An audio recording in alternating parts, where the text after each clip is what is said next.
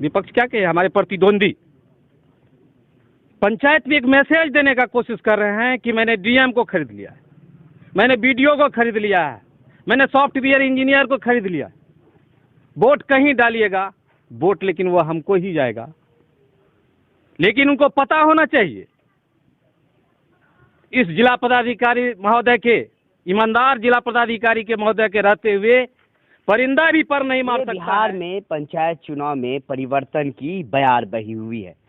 जितने पुराने प्रत्याशी है वह अपना कुर्सी खो रहे हैं और नए प्रत्याशियों को मौका मिल रहा है।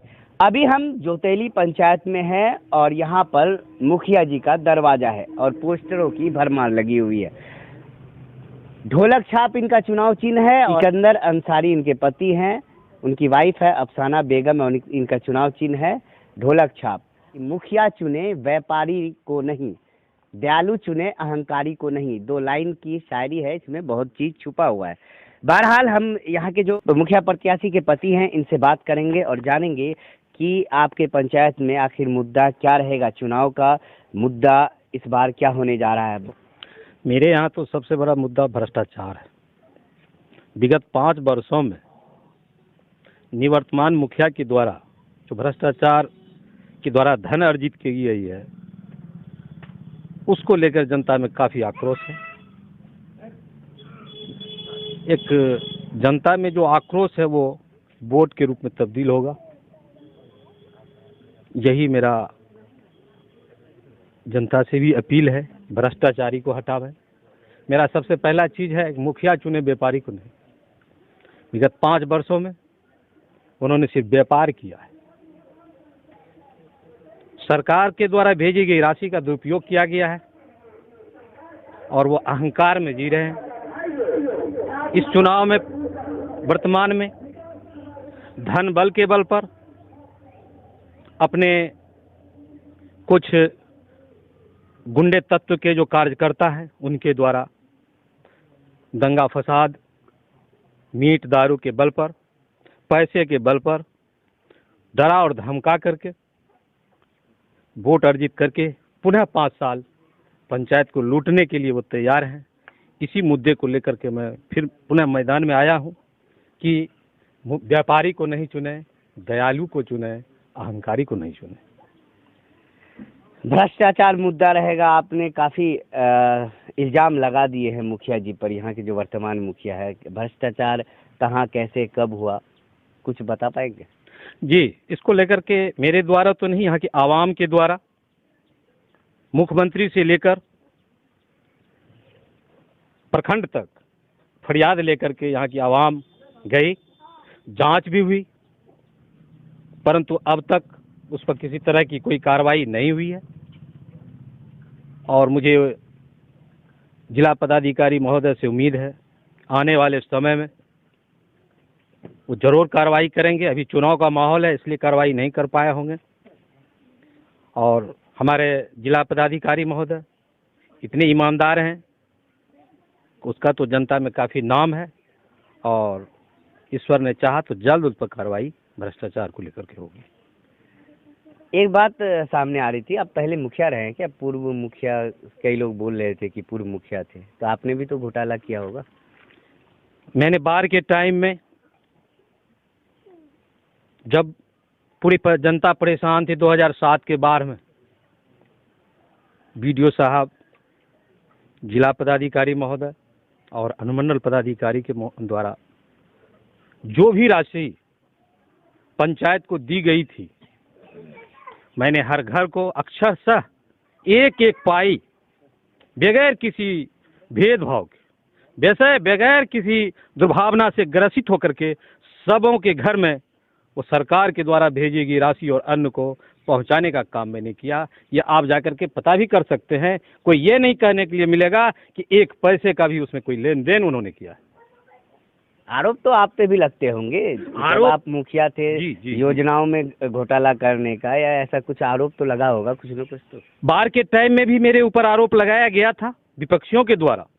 केंद्रीय टीम जांच में आई थी, दिन भर वो जांच करते रह गए, डोर टू डोर जाकर के जांच केंद्रीय टीम ने किया और शाम में आके जब विदा होने लगे तो जब हम प्रेजेंट हुए तो उन्होंने हमको कहा, थैंक यू मिस्टर सिकंदर, शिकायत तो बहुत सुनी थी लेकिन तुम्हारे ऐसा मुखिया हमको कहीं नहीं मिला, पूरी पंचायत में कोई एक शिकायत नहीं है, बेवजह कर आप पर अनलीगल आरोप लगाया गया था।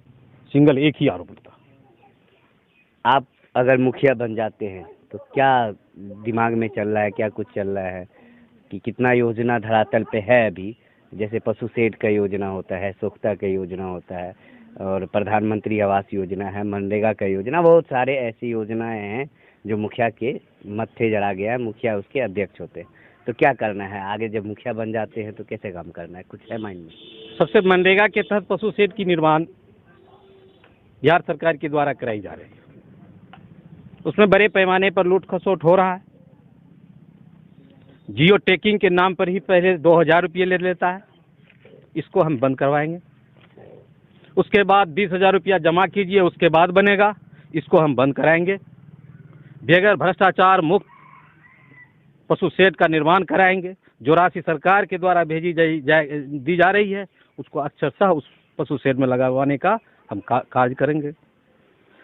दूसरी बात, इंदिरा आवास में जो अभी लूट खसोट का माहौल बना हुआ है, हम इस पर अंकुश लगाने का काम करेंगे। जनता के हक जो छीना जा रहा है उस हक को हम छीनने नहीं देंगे। एक प्रधानमंत्री आवास की जो बात होती है तो उसके लिए अलग से सहायक बहाल होते हैं, उसमें मुखिया का कोई योगदान नहीं होता, तो उसमें कैसे कमीशन मुखिया खाते हैं? अब देखिए, मुखिया पर कमीशन खाते हैं रोजगार इंदिरा आवास सहायक के थ्रू। आम सभा से पारित होकर के इंदिरा आवास जाता है, आम सभा पारित कराने में भी वो गड़बड़ी करते हैं। जिसको पूर्व में मिला हुआ है उसी को फिर से पास कर देते हैं, जो नहीं होना चाहिए था। जो उससे जो वंचित है, जो लाभुक वंचित रह जाते हैं, उचित जो लाभुक जिसको कभी नहीं मिला है वो बाधित रह जाते हैं। ये चीज आपके दरवाजे पे इतने सारे लोग हैं, कितनों को पैसा दे के बुलाए? ये आप जनता से पूछ सकते हैं। हम तो एक भिखारी हैं। 5 साल में लोग करोड़पति बन जाता है। मैंने 5 साल लगाया, बाप दादे का संपत्ति जो अर्जा हुआ है बस उसी तक, वहीं तक हम महदूद हैं। यहाँ की आवाम जानती है कि मैंने क्या सेवा किया, कभी जात के नाम पर, कभी धर्म के नाम पर, कभी दारू के नाम पर, कभी पैसे के नाम पर। ये चुनाव जीत के आते हैं। मैं तो जनता से रिक्वेस्ट करता हूँ, मेरा विनम्र निवेदन है, सारे चीज को भूलते हुए व्यापारी से मुक्त करें इस पंचायत को, यही मैं विनती करता हूँ। विपक्ष क्या कहे, हमारे प्रतिद्वंदी पंचायत में एक मैसेज देने का कोशिश कर रहे हैं कि मैंने डीएम को खरीद लिया है, मैंने बीडीओ को खरीद लिया है, मैंने सॉफ्टवेयर इंजीनियर को खरीद लिया है। वोट कहीं डालिएगा, वोट लेकिन वो हमको ही जाएगा। लेकिन उनको पता होना चाहिए, इस जिला पदाधिकारी महोदय के, ईमानदार जिला पदाधिकारी के महोदय के रहते हुए परिंदा भी पर नहीं मार सकता है। अगर परिंदा पर मारना होता तो मुख्यमंत्री, माननीय उप मुख्यमंत्री का रिश्तेदार चुनाव नहीं हारते। खगड़िया में मंत्री जी का रिश्तेदार चुनाव नहीं हारते। मधेपुरा में चंद्रशेखर बाबू का रिश्तेदार चुनाव नहीं हारते। ये सारे चीज एक जनता में एक गलत मैसेज देने का कोशिश कर रहे हैं, दिग्भ्रमित करने का कोशिश कर रहे हैं। तो मैं सभी जनता से रिक्वेस्ट करूंगा और करता हूं कि आप इस वहम में ना रहें, इस वहम में ना फंसें। और जिला पदाधिकारी महोदय से पुनः मैं एक रिक्वेस्ट करूंगा, उनसे खास करके इस तरह के रीमर उड़ाने वाले पर जरूर ध्यान दें। दूसरी बात, पैसे का जो दुरुपयोग पंचायत में कराया जा रहा है, मैं उनसे भी रिक्वेस्ट करूंगा कि धनबल का प्रयोग जो अत्यधिक हो रहा है उसको किसी भी तरह कानूनी रूप से उसको रोका जाए।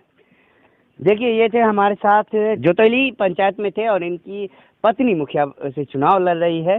बहरहाल कुछ बातें इन्होंने कही कि जैसे ईवीएम सेटिंग की या काउंटिंग में गड़बड़ी की, तो उसके लिए मैं बता दूं कि हमारे जो मधेपुरा की डीएम है श्याम बिहारी मीना, उन्होंने सख्त रूप से कहा है कि इसमें कोई गड़बड़ी की 1% गुंजाइश नहीं है, क्योंकि हमने ईएस मशीन का इस्तेमाल किया है, हमने बहुत ऐसे तकनीक का इस्तेमाल किया है जिससे गड़बड़ी की आशंका बिल्कुल नहीं है। 0% भी इसमें गड़बड़ी नहीं हो सकती है, ना ईवीएम में हो सकती है ना काउंटिंग में। अगर किसी को सस्पिशन है कि काउंटिंग गलत हुआ है तो रिकाउंटिंग वहीं पे करवा सकते हैं। वहाँ पे मजिस्ट्रेट बैठते हैं, अधिकारी बैठते हैं, आप उन्हें एक आवेदन देके रिकाउंटिंग करवा सकते हैं। बहरहाल हमने कई परिणाम देखे हैं, काउंटिंग रूम में रहा हूँ, कहीं भी फिलहाल पूरे बिहार की बात करें तो पंचायत चुनाव निष्पक्ष तौर पे हो रहा है। इसमें पब्लिक को और आप लोगों को भ्रमित होने की ज़रूरत नहीं है। मधेपुरा से शाहनवाज की रिपोर्ट।